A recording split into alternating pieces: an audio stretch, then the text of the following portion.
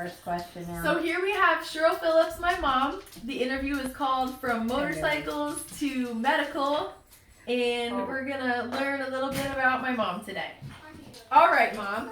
So, you started as a candy striper. Can you tell me what that is and why you chose nursing as a career path? My dad used to take us to church every Sunday, and they had this missionary nurse, and she was up front, all excited and glowing, telling about her adventures as nurses, being nurse in the missions.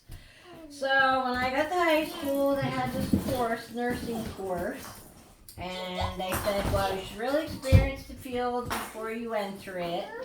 So we had a volunteer candy striper.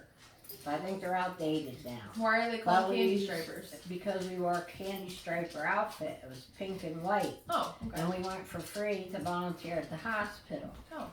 And I really liked it. So my love for nursing grew. Then I went to nursing school. And I was an aide.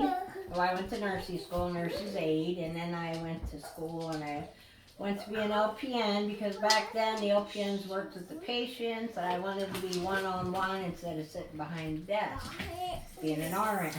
Yeah. Yes. Yes. So then I've been a nurse like 40 years, maybe? How is that possible when you're only 32? Yeah, I wish I was only 32. My face can't lie anymore. Anyway. So then it helped support the pay, helped support me and my couple children. So you did eventually get into motorcycles. You've always had a passion for that. When did you realize that Harleys spoke to your soul? My dad was a motorcycle man, and my brothers had their little Hondas riding around. So my dad used to ride me around on his bike, being all proud, playing his music. Then I dated my uncle. My Uncle Fred was in a pagan motorcycle group, so I hung around some Harley You parties. worded that weird. You didn't date your uncle, just to clarify. You said that I dated my Uncle Fred. No. She didn't date her uncle. No, I didn't date my uncle. I just hung out. Went to some motorcycle meets and stuff. And just something about the history of Harleys and the sound. I really love the sound of a Harley coming. It sounds like adventurous power. Yeah. So then when I got burned out as a nurse with some people dying and my mom died, I decided to try and go to MMI down in Orlando. Yeah. I wanted a whole new start to get away from everything for a while. So me and the kids and the 2 dogs jumped in the van and we went to Orlando. So you managed to take care of 4 children on your own, and 2 different times, the older 2 and then the younger 2, while working your butt off.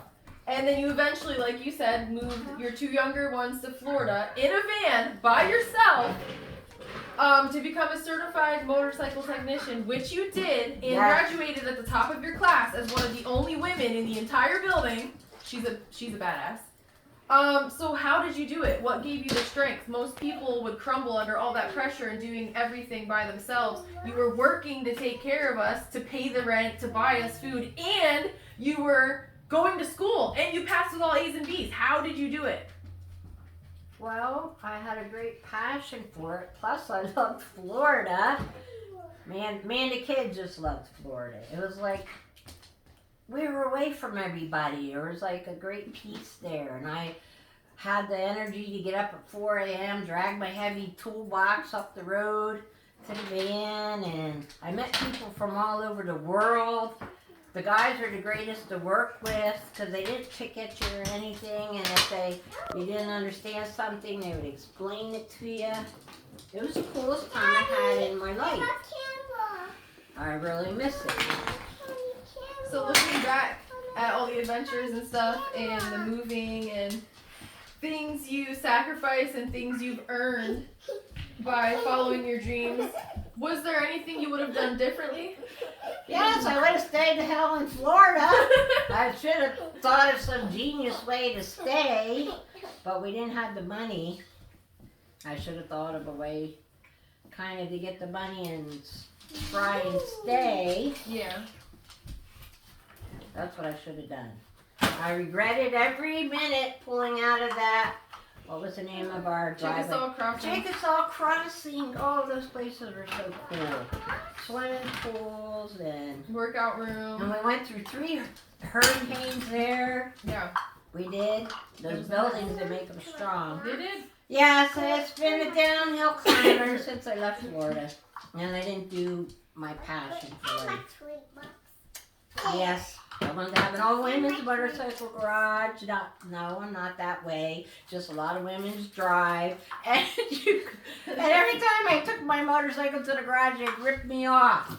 That's why I wanted to go to the school too. So with that being said, what are your hopes for the future? Do you think still that you would like to get into working in a garage and working on motorcycles since you drug your children to Florida? You loved it. I loved Florida, but then you drug me loved away it. from it. I know. So do you think you're gonna, use all that stuff that you learned in Florida to eventually work in a garage, even if it's just part-time? Well, I've been contemplating this. Right now, I'm still doing nursing. I have to think of my future. I'm not a young chick anymore. I can lug around a 50-pound toolbox. Yeah. Didn't you ride a bike for a while too?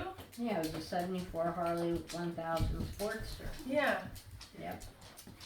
And then in Florida, you rode a bicycle, which was kind of ironic. You rode a bicycle to the daycare job that you had. I didn't know. you? And the You were I still did. on 2 wheels, but it wasn't the right one. Yes. And then what advice would you give to someone else following their dreams? Whether they're afraid of it, think they can't do it, what's something that you think they should keep in their head?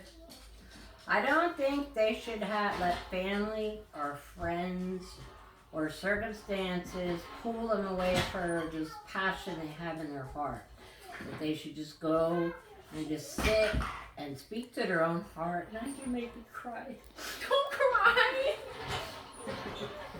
Because you're stronger than whatever comes at you to keep you from doing what you want to do. Sorry. Emotional support. Oh. Thank you. Now you brought up some old Yeah. scars in my heart. I'm sorry. But it was fun. It was the coolest time in my life.